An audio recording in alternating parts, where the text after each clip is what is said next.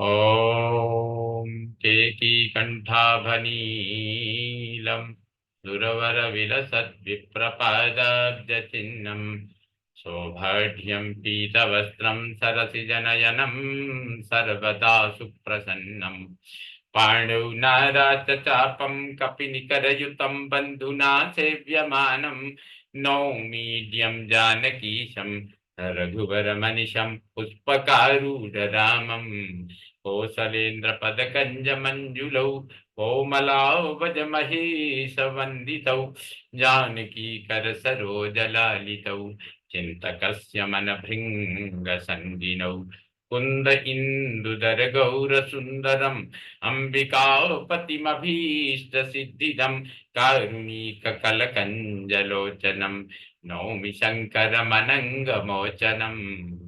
भवतां समेषां श्रीमद् वाल्मीकि रामायण पारायणोपक्रमे हार्दं स्वागतम् अभिनन्दनं च। इदानीम् उत्तरकाण्डस्य एकोनशततमः सर्गः आरभ्यते। इस सर्ग में सीता के रसातल प्रवेश के पश्चात श्री राम की जीवनचर्या, राम राज्य की स्थिति तथा माताओं के परलोक गमन आदि का वर्णन किया गया है। तो रजन्यां तु प्रभातायां समानीय महामुनि गीयतामभिशंकाभ्याम राम पुत्रावुवाच। रात बीतने पर जब सवेरा हुआ तब श्री रामचंद्र जी ने बड़े बड़े मुनियों को बुलाकर अपने दोनों पुत्रों से कहा, अब तुम निशंक होकर शेष रामायण का गान आरंभ करो। ततः समुपविष्टेषु महर्षिषु महात्मसु भविष्यदुत्तरं काव्यं जगतुस्तौ कुशीलवौ। महात्मा महर्षियों के यथास्थान बैठ जाने पर कुश और लव ने भगवान के भविष्य जीवन से संबद्ध रखने वाले उनका वह चरित्र जो उस महाकाव्य का एक अंश था उसे सुनाना आरंभ किया।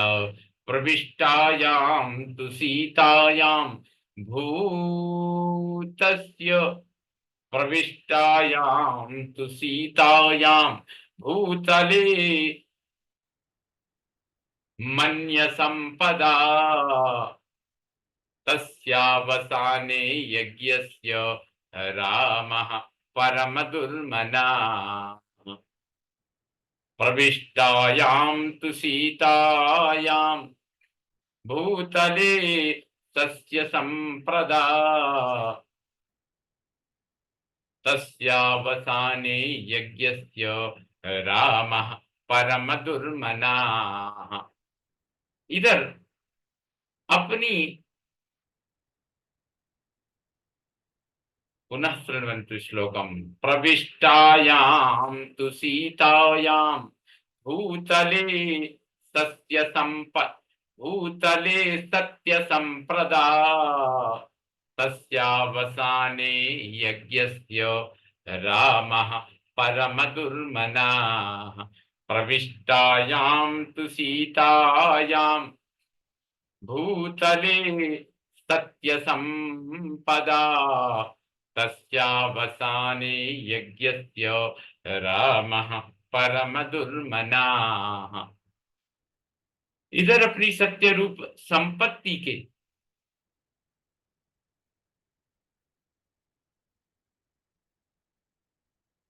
बल से सत्य रूप संपत्ति के बल से सीता जी के रसातल में प्रवेश कर जाने पर उस यज्ञ के अंत में भगवान श्री राम का मन बहुत दुखी हुआ। अपश्यमानो वैदेहीं मेने शून्यमिदं जगत् शोके न परमायस्तो न शांतिम मनसा गमत्। विदेह कुमारी को न देखने से तुम्हें यह सारा संसार सूना जान पड़ने लगा।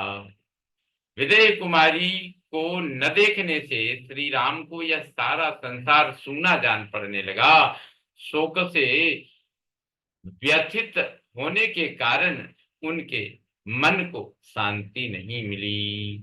विसृज्य पार्थिवान् सर्वान् ऋक्षवानर राक्षसान् जनौघं विप्रमुख्यानां विजनौघं विप्रमुख्यानां वित्तपूर्वं विसृज्य च एवं समाप्य यज्ञं तु विधिवत् स तु राघवः ततो विसृज्य तान् सर्वान् रामो राजीवलोचनः हृदि कृत्वा तदा सीताम् अयोध्यां प्रविवेशः। तदनंतर श्री रघुनाथ जी ने सब राजाओं को, रीछों, वानरों और राक्षसों को, जन समुदाय को तथा मुख्य मुख्य ब्राह्मणों को भी धन देकर विदा किया। इस प्रकार विधि पूर्वक यज्ञ को समाप्त करके कमल नयन श्री राम ने सबको विदा करने के पश्चात उस समय सीता का मन ही मन स्मरण करते हुए अयोध्या में प्रवेश किया। इष्ट यज्ञ नरपति पुत्र द्वय समन्वितः न सीताया पराम भार्याम बबरे स रघुनंदनः यज्ञे यज्ञे च पत्न्यर्थम जानकी कांचनी भवत्। यज्ञ पूरा करके रघुनंदन श्री राम अपने दोनों पुत्रों के साथ रहने लगे। उन्होंने सीता के सिवा दूसरी किसी स्त्री से विवाह नहीं किया। प्रत्येक यज्ञ में जब जब धर्मपत्नी की आवश्यकता होती, श्री रघुनाथ जी सीता जी की स्वर्णमयी प्रतिमा बनवा लिया करते थे। 10 वर्ष सहस्राणि वाजिमेधान था करो वाजपेयान 10 गुणान तथा बहु सुवर्ण कान। उन्होंने 10,000 वर्षों तक यज्ञ किए। कितने ही अश्वमेध यज्ञों और उनसे 10 गुने वाजपेयी यज्ञों का अनुष्ठान किया, जिससे असंख्य स्वर्ण मुद्राओं की दक्षिणाएं दी, जिसमें असंख्य स्वर्ण मुद्राओं की दक्षिणाएं दी गई थी।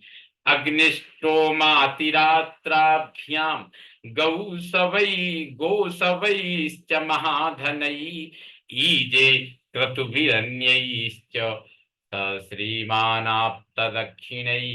श्रीमान राम ने पर्याप्त दक्षिणाओं से युक्त अग्निष्टोम, अति रात्र, गोशव तथा अन्य बड़े बड़े यज्ञों का अनुष्ठान किया, जिनमें अपार धनराशि खर्च की गई।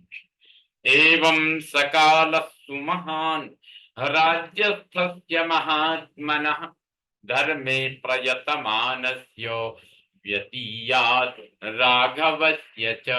इस प्रकार राज्य करते हुए महात्मा भगवान श्री रघुनाथ जी का बहुत बड़ा समय धर्म पालन के प्रयत्न में ही बीताओ। ऋक्षवानर रक्षांसि चितारामस्य शासने अनुरंजन्ति राजानो यहन्यहनि राघवम। रीछ, वानर और राक्षस भी श्री राम की आज्ञा से अधीत रहते थे।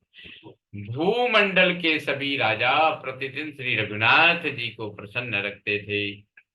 काले वर्षति पर्जन्य सुभिक्षम विमला दिशः हृष्ट पुष्ट जनाकीर्णम पुरम जनपदास्तथा।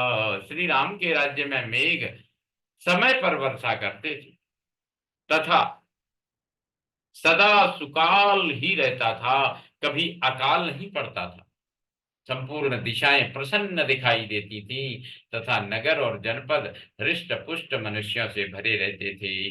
ना काले म्रियते कश्चित् न व्याधि प्राणिनाम तथा नानर्थो विद्यते कश्चित् रामे राज्यम प्रशासति। श्री राम के राज्य शासन करते समय किसी की अकाल मृत्यु नहीं होती थी, प्राणियों को कोई रोग नहीं सताता था और संसार में कोई उपद्रव खड़ा नहीं होता था।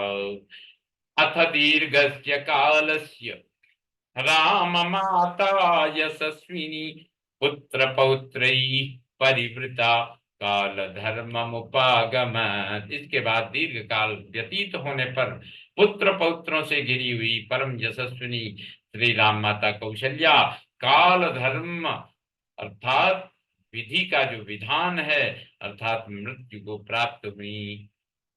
अन्विया सुमित्रा च कैकेयी च यशस्विनी धर्मं कृत्वा बहुविधं त्रिदेवी पर्यवस्थिता सर्वा प्रमुदिता स्वर्गे राज्ञ दशरथेन च समागता महाभागा सर्वधर्मतले वीरे।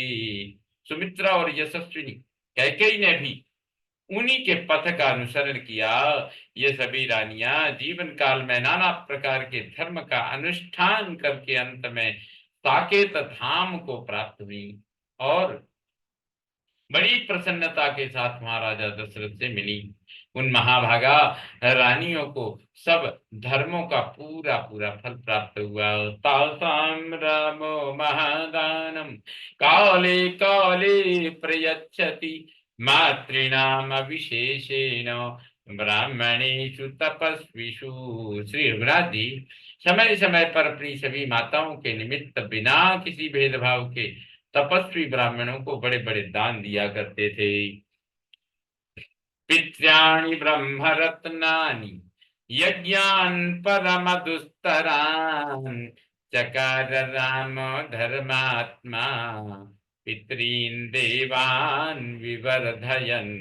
धर्मात्मा श्री राम श्राद्ध में उपयोगी उत्तमोत्तम वस्तुएं ब्राह्मणों को दे देते तथा पितरों और देवताओं को संतुष्ट करने के लिए बड़े बड़े दुस्तर यज्ञों यानी पिंडात्मक पितृ यज्ञों का अनुष्ठान करते थे।